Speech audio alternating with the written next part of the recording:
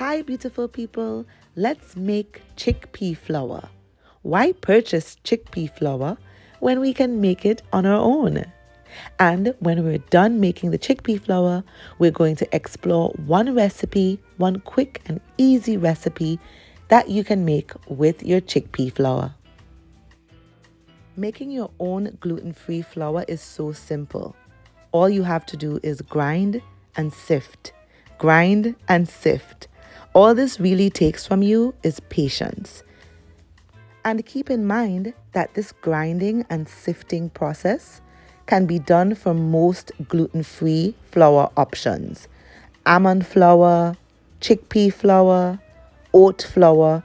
All you have to do is grind and sift. It's that simple. I've used just one bag of dehydrated chickpeas. And that one bag is just about 2 cups of chickpeas. And I've put 1 cup at a time of my dehydrated chickpeas into my blender and I grind it. And then I sift. Once I've sifted it, I'm going to grind it again. You see how it's coarse? This can go in the blender again and you can get more flour from this. So here I am grinding it again. And then sift it again and you're going to get more flour. This 1 cup of chickpea I ground and sifted 3 times. So I used 2 cups of chickpea. So in all, I did this process 6 times. And I think it's really good to do it this many times because you're sure to get optimal use of your chickpea and less wastage. Now, when I was done and my flour was complete, I wanted to grind it one more time.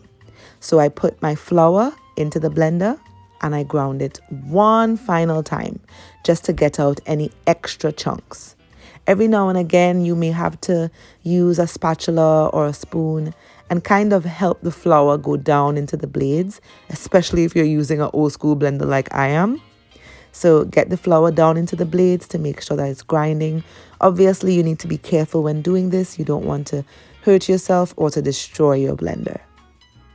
So after that final grinding process, all that's left to do is to sift. And this is all the coarse pieces that were left back from sifting. Typically, persons throw this away, but we're going to keep it. My final sift, this is what remained. So I'm going to add it to the rest of the discarded chunks, and that's it. Here is my chickpea flour. I have just about 3 cups of chickpea flour from 2 cups of chickpeas. I think that's pretty awesome. So that's it. Here is my flour. It can be stored like any other flour because it was not cooked. You can keep it outside. And here we have the coarse pieces. We're going to keep this. Like I said, normally people throw this away, but we have decided to keep it and we can use it as a thickener if we're making stews. If you're making stewed peas, you can just add this to the pot, and we choose not to waste it. So here we have our chickpea flour. This is so easy to make. You see how easy that is? Why spend money for prepackaged chickpea flour when you can just make it on your own? Now, to be honest, I would have been happier if I would have been able to soak the chickpea and kind of wake them up and then re-dehydrate them and then ground them. I would have preferred to do that. However, I do not own a dehydrator. And that's actually my dream. It may take me 5-10 years before I'm able to purchase one, but I'm going to purchase one day. But yeah, I don't own a dehydrator. And the only alternative for a dehydrator is to actually put it outside, and it will dehydrate with the natural humidity and sunlight outside. Now the issue with that is that in the Caribbean right now, we're in the wet season, we're in the rainy season. So I may put my chickpea outside to dehydrate, and then the rain may come down, you know. Also, it takes about 2 days to dehydrate naturally. If I have a dehydrating machine, it still takes a long time. It takes about 16 hours to dehydrate. But the point is that I would have preferred to wake up the chickpeas and then re-dehydrate them. But I wasn't able to do that. So it's okay to just use the dehydrated chickpea and just ground it, sift it, and you have flour, okay? So it's okay taking the shortcut like I did. As time goes on, hopefully I could wake them up and then dehydrate them again, all right? But anyway, chickpea flour. I don't know that much about chickpea flour, but just from looking at the consistency of it, how thick it is, I can tell that if we're going to use this as an alternative for regular all-purpose flour, that we're going to have to use less, because all-purpose flour already has this airy feel to it. This is thicker, so we're going to have to use less. You can go online and look at the differences between all-purpose and chickpea and get actual measurements in terms of if you're substituting all-purpose, how much chickpea you would have to use. But I'm pretty sure you're going to have to use less chickpea. So perhaps if in a regular recipe you use 1 cup of all-purpose, then most likely you're going to have to use a 1/2 cup of chickpea. All right, so you can look up the measurements just to be clear. But yes, it's way thicker in consistency. So less is more when it comes to chickpea. All right, and there are so many things you can do with chickpea flour. Once you understand how to how to use the measurements, then you can substitute regular flour with this, and it's so affordable. Chickpea is very affordable, and just taking a little bit of time to ground it and sift it on your own, you're gonna save a lot of money. All right, so today I'm gonna show you one recipe with chickpea flour. I know a lot of you new vegans may be missing the taste of eggs. To be honest, I don't miss eggs at all. I don't miss eggs at all. However, I'm going to show you a recipe with chickpea flour to make omelette or scrambled eggs. And we're going to be using Aquafaba. Now, you may have seen me in a previous video talk about Aquafaba. Aquafaba is chickpea water. So when you boil chickpea, actually Aquafaba is any bean water, but this bean water in particular came from chickpea, Chana.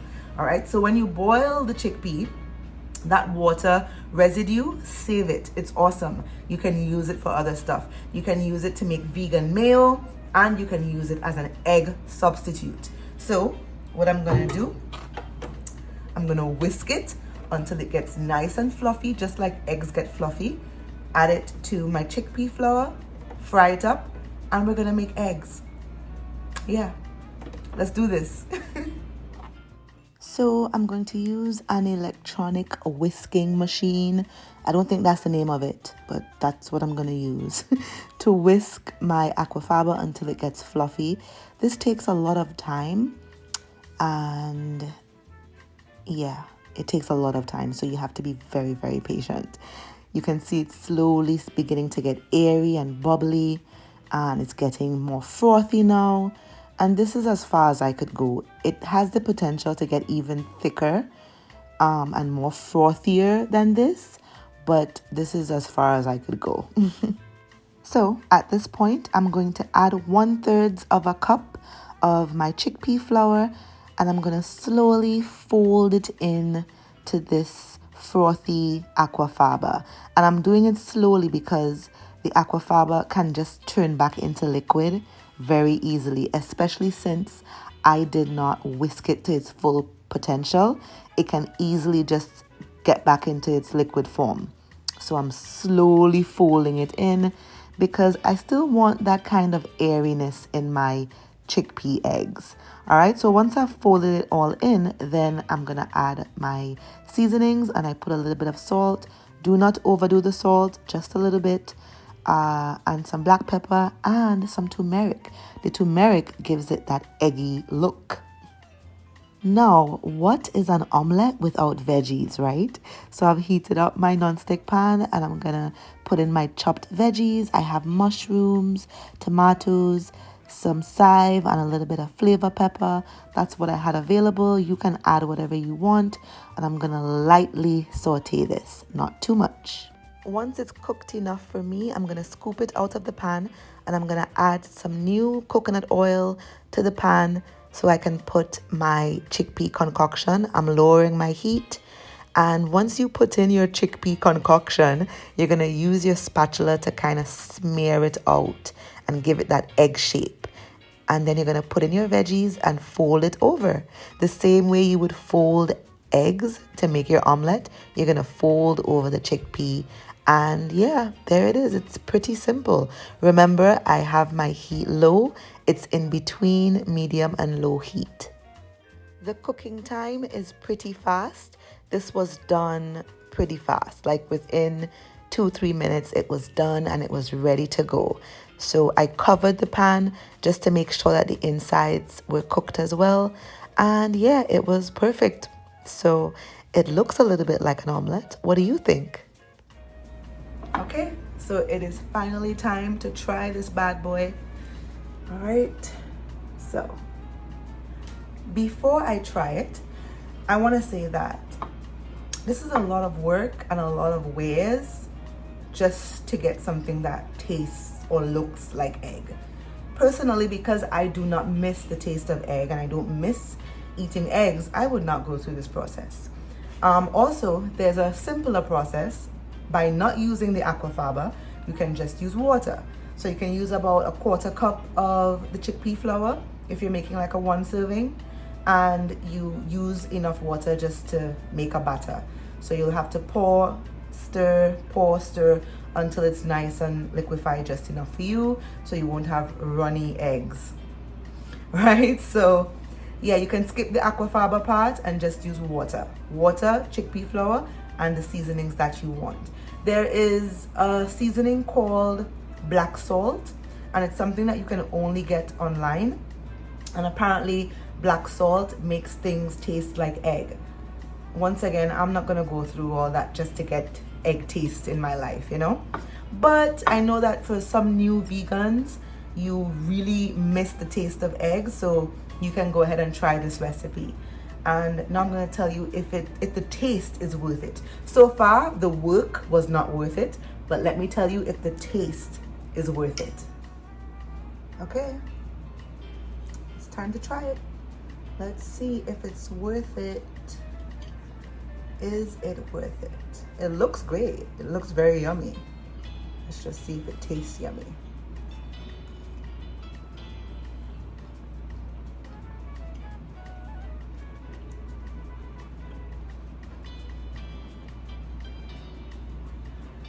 It's not quite eggy, but it could pass as an egg.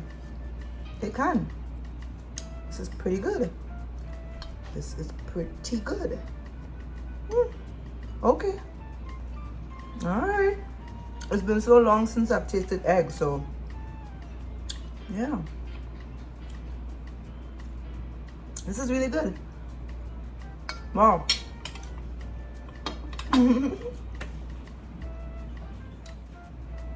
Okay. All right, it's won me over. It's really good, especially if you have not had eggs for a while. This is really good. It's really good. You know it's not egg, but it's pretty close to it. It's pretty close to it. So after making this, what I would say is skip the Aquafaba, because I'm pretty sure if I just use water, I would still get this consistency. I'm pretty sure. All right, so you can just use water with your chickpea flour and add your seasonings. These veggies are a very good addition to it. So a little mushroom and your tomato if you want some sweet pepper in there. The chives is a very good addition to it as well. So I think by adding veggies to it, it's a good combination with the chickpea flour. I'm not too sure how this would taste if I only used chickpea flour with the seasonings and water without the veggies, you know? I don't know if I would still get that eggy omelette feeling without the veggies there, you know what I mean? So I'll try again. I'll try a scrambled version just with water, and yeah, it should be good. So my tip is to skip the Aquafaba. You probably don't have Aquafaba at home. I just have piles of Aquafaba in my fridge, and I just want to use it because I know that it's so good. So I'm gonna keep looking for ways to implement Aquafaba into my meals. I'm not gonna quit trying, but until I master it, I won't recommend you using the Aquafaba just yet. One thing that Aquafaba is perfect for is for making hummus. You put Aquafaba in hummus, you get nice, smooth hummus. But there are so many other things other than hummus making that Aquafaba is good for. So I am still experimenting with that. So the tip is, do not use Aquafaba. Just use water with your chickpea flour, add your seasonings, and add your veggies. And yeah, it's good. It is good. It's really good. Like, it's really good. And to be honest, I don't even think I need bread, you know, with this. It's just perfect all by itself. It's great. It looks great. It tastes great. But it's a lot of dishes. A lot of dishes. But like I said, once you skip the Aquafaba, then you'll have less dishes, I'm pretty sure. All right, so that's it. Let me go dive in. I'm gonna go dive in and then go wash my dishes. Mm-hmm. Mm-hmm.